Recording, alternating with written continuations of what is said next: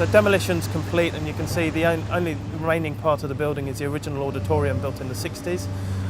We'll start seeing foundations going in, the superstructure, the frame, and a lot of below ground activities that nobody will actually see in the fullness of time. The pipes and the wires that make the building live and breathe will start being formed over the next few weeks and months. The concrete frame, and so the piling rigs coming in, so there's an awful lot of below ground subtleties that happen which are central to the building standing up and lasting the test of time. One of the things that inspires me when I think back on the history of Chichester Festival Theatre is the fact that it was the dream of a local person, a small group of people.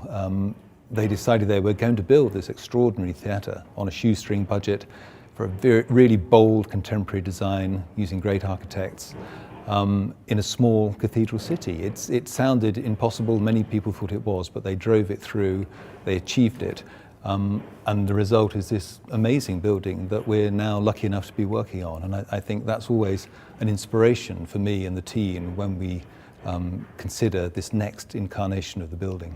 My overall duties on the project is as a project architect, so I'm basically central to the design team. I'm the lead consultant from the design team, so everyone's information I coordinate, and I liaise with the contractor on the construction of the project.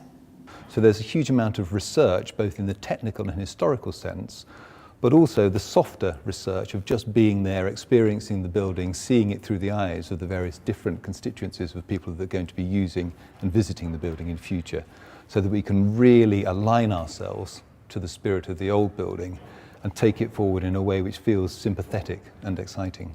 So CAD drawings are computer drawings, so we've taken our sketch scheme through concept design, we've developed it, we've added detail, we've added setting out. So they're basically drawings that enable the contractor to build the building.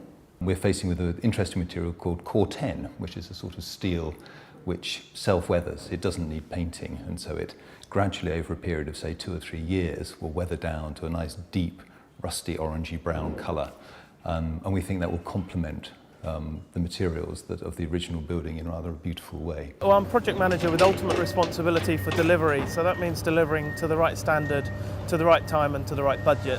The quality of what we're trying to produce sits ahead of almost everything else other than getting it done on time so we can open in 2014. One of the issues which we've been dealing with as designers with the Festival Theatre team is how to get the building back to its original form, its original strength, the poetry of the original idea. And that involves the relationship of the building with landscape. And so, as I said, the extension that we're making is reasonably recessive. It fades back into the background and allows the trees and the original form of the building to tell its own story.